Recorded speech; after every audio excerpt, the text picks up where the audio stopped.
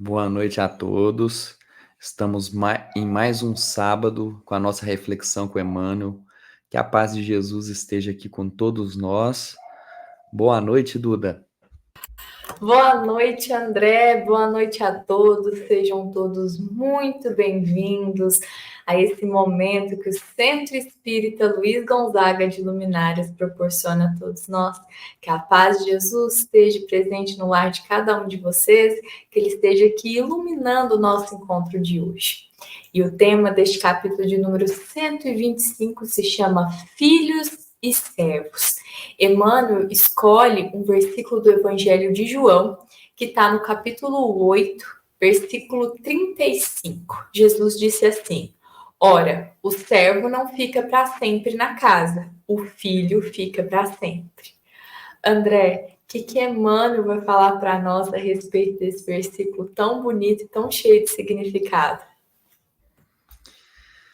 Essa reflexão de hoje ela é muito interessante porque coloca exatamente esses dois contrapontos aqui, né?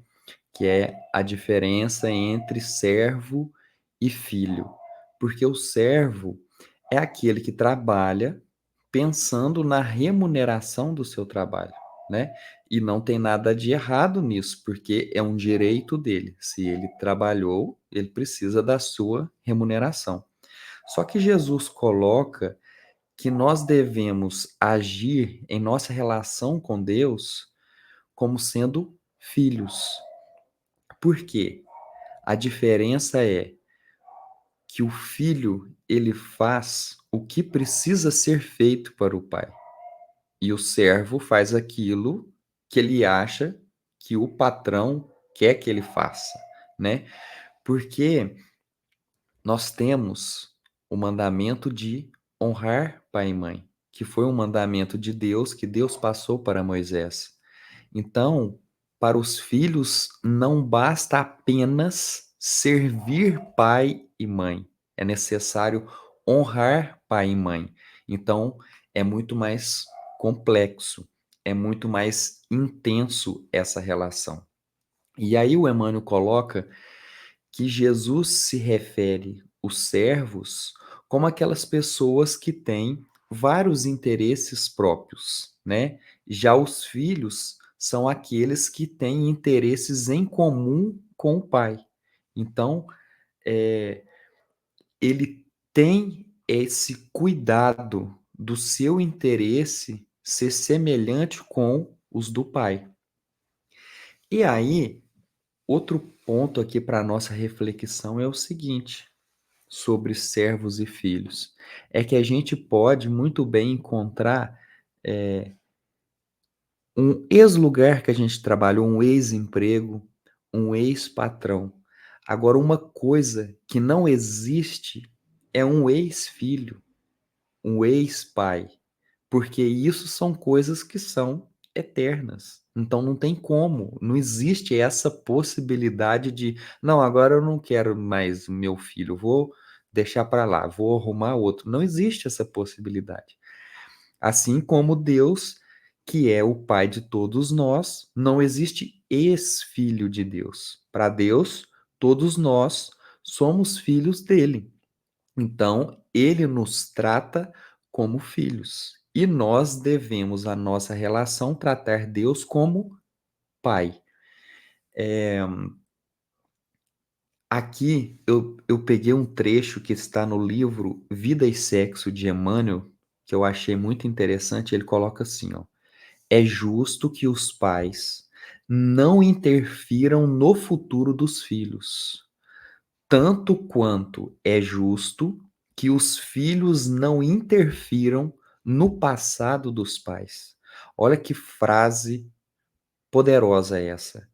Porque às vezes os pais que sempre têm mais experiência, né, que os filhos em termos de vivência, eles querem escolher para os filhos o que eles têm que fazer, o caminho que eles precisam perseguir, ou seja, os pais tendem a querer dar atalho para os filhos, né, para encurtar o caminho, encurtar o sofrimento. Só que a nossa caminhada somos nós que construímos. E a gente constrói caindo, tropeçando, levantando, tendo persistência, passando por dificuldades, por sofrimentos. E é isso que nos torna quem a gente é. Assim como também aqui, os filhos não devem querer interferir no passado dos pais. Em que sentido? No filho virar para o pai e falar assim, mas isso, você não devia ter feito isso. Por que você fez dessa maneira? Mas os pais são exatamente quem são, porque no passado eles fizeram essas escolhas. E quando eles fizeram essas escolhas, para eles essa escolha fazia sentido. Era uma escolha que era válida, né? Então, nós precisamos desse respeito, desse lugar de saber que ali nós não podemos, por mais que a gente queira e que a gente acha que tem esse direito, a gente não tem esse direito. Esse é um lugar que cabe a cada um de nós, né? E aí, o que acontece? É só a gente pensar. Deus não interfere nas nossas escolhas, né? Deus nos deu o livre-arbítrio e ele respeita o livre-arbítrio, porque o que, que é o nosso livre-arbítrio? É a nossa autonomia de fazer as nossas próprias escolhas para a gente construir o nosso futuro. Então Deus permite, olha, as possibilidades existem, sempre tem pessoas, né, como os pais, amigos, que vão o quê? Nos orientar, dizer assim, olha, você poderia fazer isso, poderia, mas quem escolhe somos nós. Então, assim, Deus, por meio dessas pessoas, dá esse apoio para nós, não nos deixa sozinho, né, jogados, nos dá esse apoio, mas essas escolhas somos nós que fazemos. Assim como nós também não podemos interferir na nosso quê? No nosso planejamento reencarnatório, porque foi Deus que escolheu. Por que isso?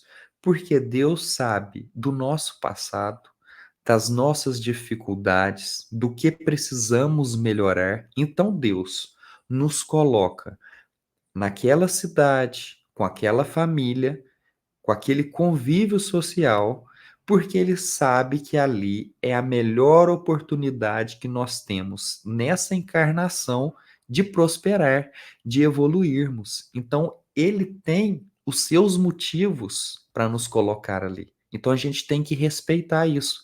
Por mais que às vezes a gente acha que Deus está fazendo as coisas erradas, que não deixa que eu vou fazer do meu jeito, e ele não sabe o que está fazendo, ou ele está demorando demais para fazer, eu não aguento esperar. Ele sabe o que está fazendo. Nós é que não sabemos. Então, nós precisamos ter esse respeito, esse entendimento. E aí, na história de hoje, eu vou contar o que aconteceu comigo tem pouco tempo. Eu estava num lugar e aí eu encontrei com uma pessoa, nossa, que eu não via há muito tempo, da época de colégio, de escola. E aí eu perguntei para essa pessoa como que ela estava, né? E aí ela falou: "Olha, eu tô trabalhando na fazenda do meu pai com café".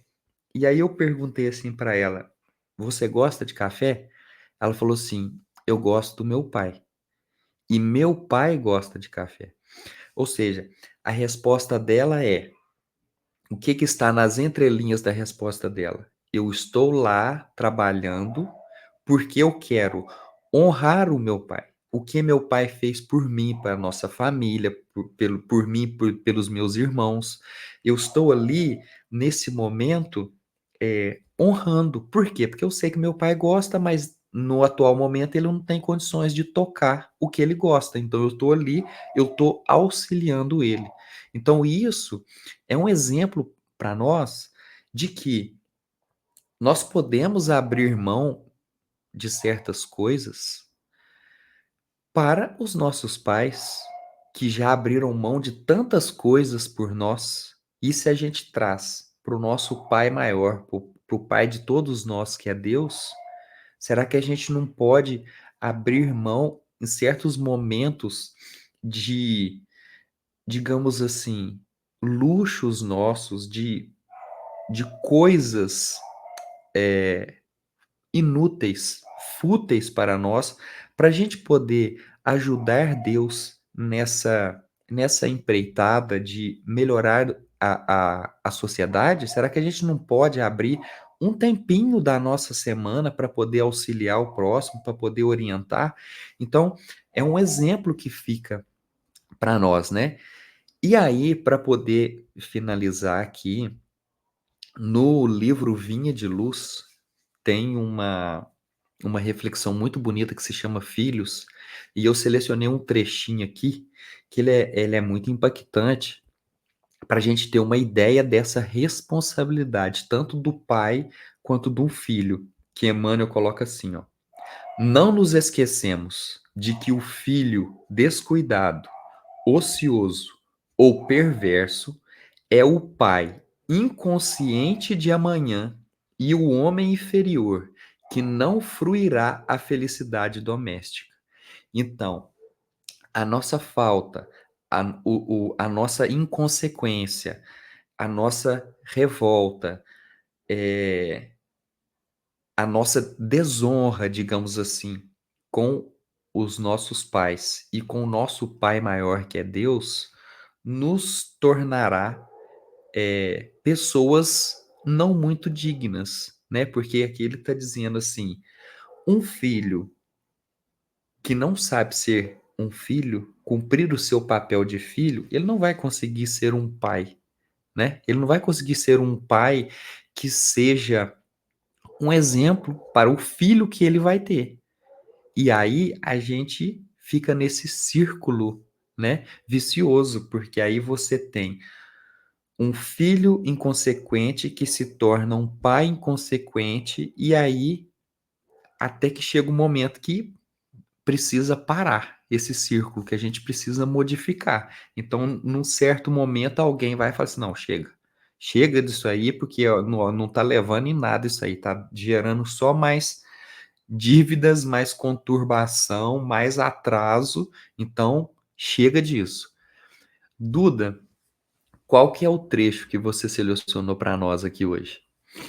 Bom, André, selecionei o final dessa reflexão, onde Emmanuel encerra dizendo para nós assim: o mestre aludiu aos servos como pessoas suscetíveis de vários interesses próprios. Os filhos, todavia, possuem interesse em comum com o pai.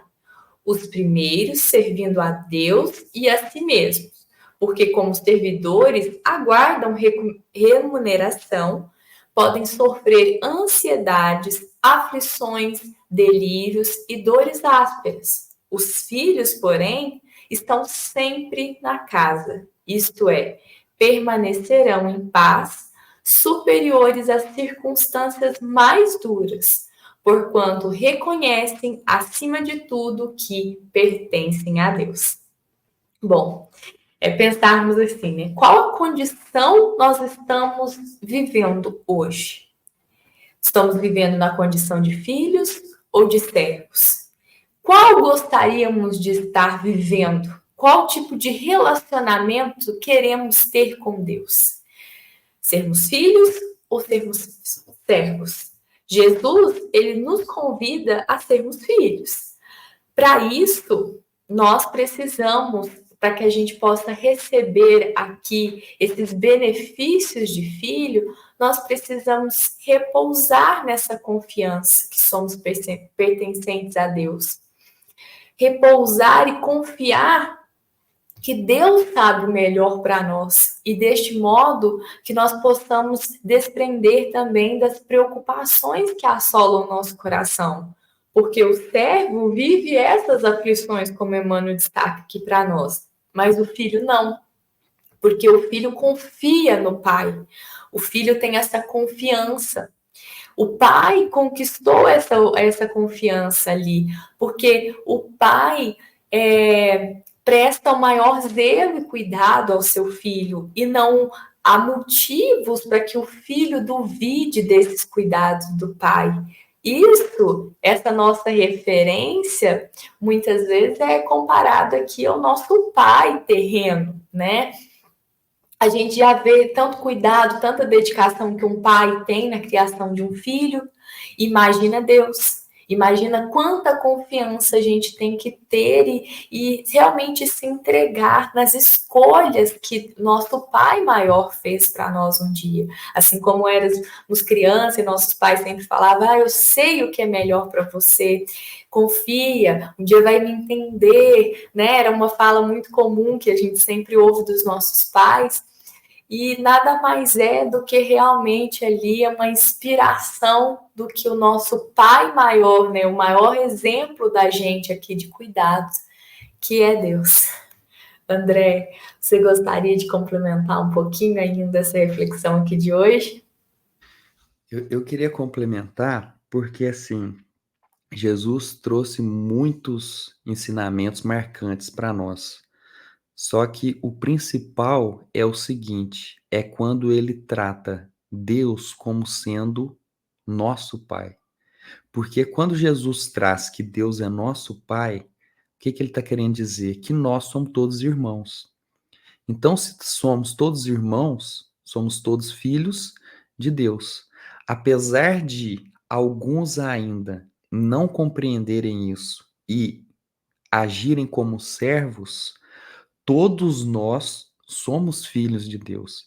E em algum ponto nós vamos ter essa consciência e nós vamos caminhar para isso, para essa gratidão, para esse entendimento, para poder honrar esse Pai que tanto faz para nós, né? E lembrando aqui também daquela passagem que Jesus diz assim: qual de vós que se um filho pedir um pão, lhe dará uma pedra, e que se pedir um peixe, lhe dará uma serpente?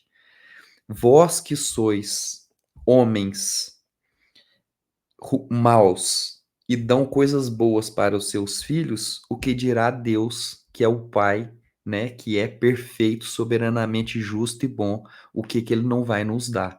Então, é esse entendimento que a gente precisa ter, de que todos nós somos filhos, mas que ainda alguns de nós têm comportamentos de servos, mas vai chegar o momento que todos nós vamos ter comportamentos de filhos para com Deus.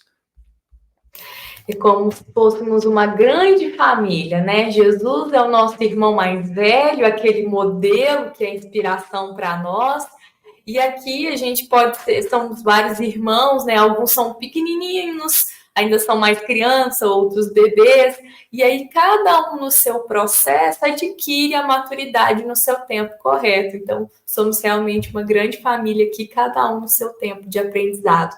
Mas a verdade é única, né? Todos E também, compreenderão. como toda família, né, Duda, a gente tem as nossas diferenças, as nossas desavenças, pensamentos diferentes, mas nós temos algo em comum muito forte que nos conecta, que é sermos filhos do mesmo pai. Então, isso é o mais marcante de tudo.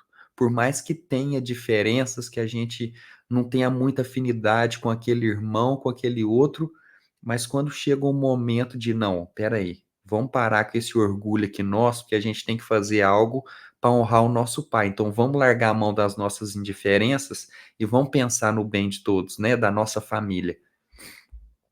Exatamente, né? Um grande elo unido ali, né, por um só objetivo comum, né? Que você trouxe o honrar o pai, ao seguir os conselhos, entender, né, esse nível de entendimento e de compreensão, né, que vai cada vez mais a gente vai entendendo mais os nossos pais, né? Nossos pais sempre falam: quando vocês tiverem seus filhos, vão compreender melhor, porque a compreensão vem com o tempo, né? E a confiança também.